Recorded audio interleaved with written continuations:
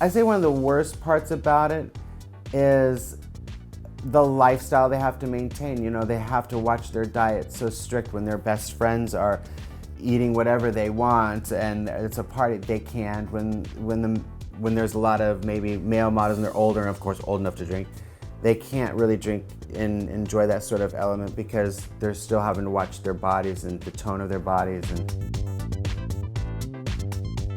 So best and the worst, again, like I said, the chosen one, the license to model in this industry. You know, it's not given to everybody. You have to be so stupid beautiful or unique to be given from a reputed fashion agency. That's amazing.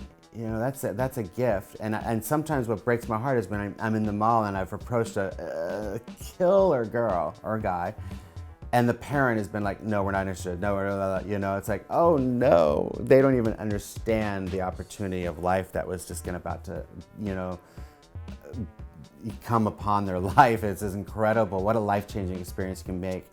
And it is a life-changing experience. It's going to be a life event.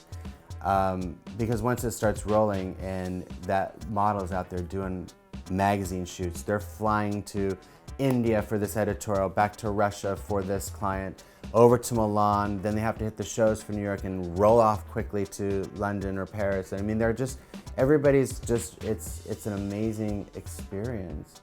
And to see the world at such a young age and to be around the industry and the people within the industry is iconic.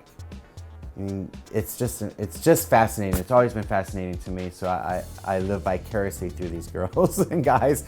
I say one of the worst parts about it is the lifestyle they have to maintain. You know, they have to watch their diet so strict when their best friends are eating whatever they want and it's a party. They can't. When there's a lot of maybe male models and they're older and of course old enough to drink, they can't really drink and enjoy that sort of element because they're still having to watch their bodies and the tone of their bodies. And then of course people see it as a glamorous life, and I think most fashion models will tell you right up front that it's not so glamorous as you think. It's 5 a.m. call times, it's long hours and hours and hours flying to place, to country to country.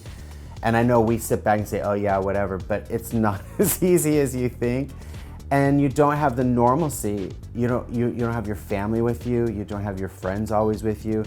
So you're having to make new friends wherever you go. And it can be very, very grueling on a model. So like I said, you have to have a really different strength of a person to take this industry, because you don't become supermodel Sally right here in Los Angeles.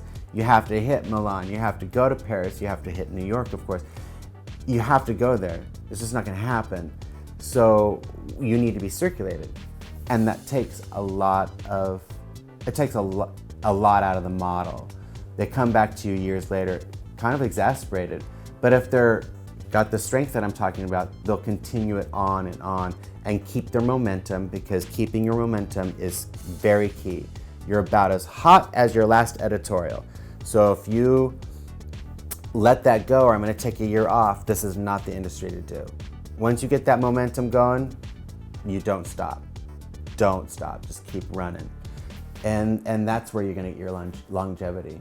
You heard it from Daniel himself. The first step is to just walk through the door. Show that initiative and be bold. Go find someone who will help boost your career. Who knows, you might end up like this next model who started modeling at a young age and worked around the world with some of the industry's top designers. In this next module, we'll sit down with fashion model Heather Burton.